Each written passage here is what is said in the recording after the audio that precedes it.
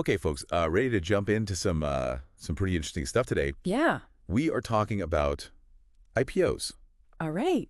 And sometimes those three letters, they can seem a little bit intimidating. Yeah, they do. Right. Kind of like, Wall Street, kind of like all this, Big money. big money. Exactly. Suits. It's like, oh, man, I don't even know where to begin. But Yeah. that's actually a lot simpler than I think a lot of people realize. I think so too. Yeah. So an IPO, initial public offering. Yeah. Basically, we're talking about a company that says, hey, Right. we've been private for a while, but now Yeah. we're going to let anybody buy a piece of our company. That's it. That's really what it is. And, Yeah. and so when we talk about IPOs, you might think, well, No.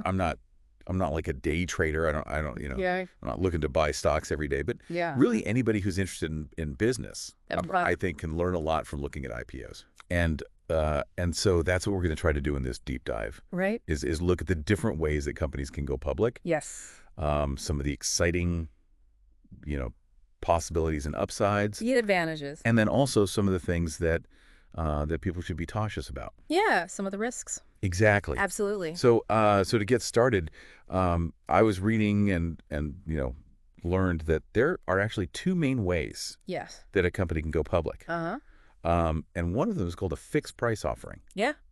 Now that sounds to me like, Very straightforward. pretty straightforward. Yeah, I go to the store, I see a price tag. Yep. That's what it costs. Exactly. That's it. So how does that work with a company going public? So with a fixed price offering, the company, they'll work with their investment bankers. They'll look at, what the company is worth, and they'll say, okay, this is the price we're going to offer it for. Okay. And so investors know upfront that's how much a share will cost, and then they can decide if they want to invest at that price. Gotcha. So very transparent, very straightforward. Okay, cool. And the other type is called a book building offering. Yes. It sounds much more complicated. It does sound a little bit like a library term. Yeah. But it's actually quite interesting. So with a book building offering, what happens is the company will set a price range. Okay. So let's say they'll say, we think our shares are worth between $10 and $15 a share. Gotcha. And then what they'll do is they'll go out to institutional investors, Okay. large investors, and they'll say, hey, how many shares would you buy at what price? So it's kind of like an auction in a way? Exactly. It's very similar to an auction. Okay. And so they gather all these bids from investors, and then based on the demand, they determine the final price of the IPO. So everybody wants it at $10. Right. They're probably going to end up closer to that 15. Exactly. They'll price it probably closer to the 15 if there's a lot of demand. If there's not much demand, then they might have to price it lower, even below the range. So it's really market driven. Okay. So we've got our two ways that companies go public. Yes.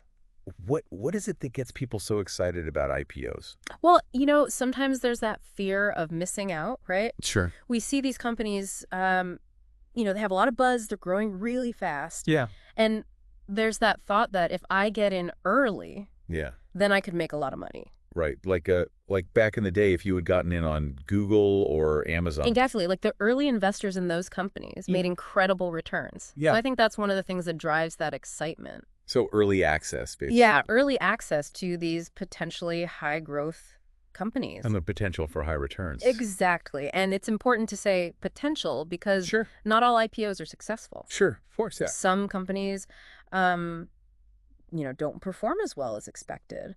But there is that possibility of getting in early and really benefiting from that growth. Okay. So that's one thing that gets people excited about it. Yeah. What else? Another thing is portfolio diversification. Okay. So if you're an investor, you probably don't want to put all your eggs in one basket. Right. You want to have a mix of different types of investments. Yeah.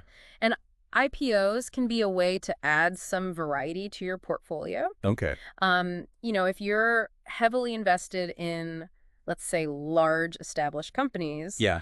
adding some high growth IPOs can potentially boost your returns and also spread the risk a little bit. Okay. So it's about finding that right balance for your investment strategy. Okay. So we talked about the two ways that they can go public. Yes. We talked about some of the exciting things that can happen with IPOs. Yeah. But now let's flip the script a little bit here. Yeah. What are some of the risks Yeah, absolutely. that are associated with this? So I think one of the biggest risks with IPOs is market volatility. Newly listed companies, their stock prices can fluctuate a lot, Yeah. especially in those early days of trading. Sure. So, you might see a stock go up 20% one day, Yeah. down 15% the next day. Yeah. And it's hard to predict which way it's going to go. Exactly. Huh. It's very difficult to predict those short-term movements. Okay. So if you're not comfortable with that kind of volatility, Yeah. IPOs might not be the right investment for you. Okay. And I would imagine it's also hard because you don't have the history Absolutely. with these companies to look back on. Yeah. Say, okay, well, typically this is what happens. Exactly. When something like this happens. Yeah, IPOs have a very limited track record. Yeah. So it's harder to assess, their true value Sure. based on past performance. Okay. So you really have to do your due diligence. Okay. Look at the company's fundamentals, their business model, Yeah. their management team, their competitive landscape. Okay. All of those things are really important. And is there anything else that investors should be kind of cautious about? Another thing to consider is lockup periods. Oh. So after an IPO, there's often a period of time Yeah. where insiders and early investors are restricted from selling their shares. Huh. This is to prevent, a flood of shares hitting the market Sure. and potentially driving the price down. Okay. But when those lockup periods expire, Yeah. you can sometimes see a dip in the stock price Okay. because now there's more shares available to be traded. Gotcha. So that's something to be aware of as well. Okay. So it sounds like, there's a lot of exciting things with IPOs. Yeah. The potential for high growth and all that, but Right. you got to be careful. You got to do your research. You have to do your research, absolutely. Well, I think this has been really, really helpful for me. I've learned a lot.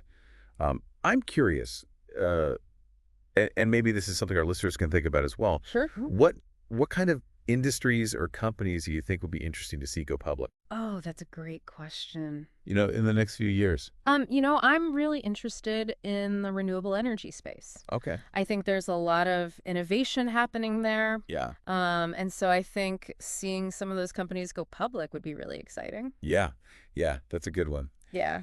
Well, very cool. So, listeners out there, Yes. I hope you enjoyed this deep dive into the world of IPOs. Learned a lot today.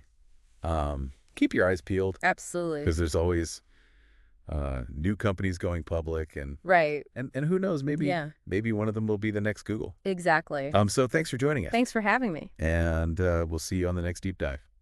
Sounds good. All right. Take care. Bye.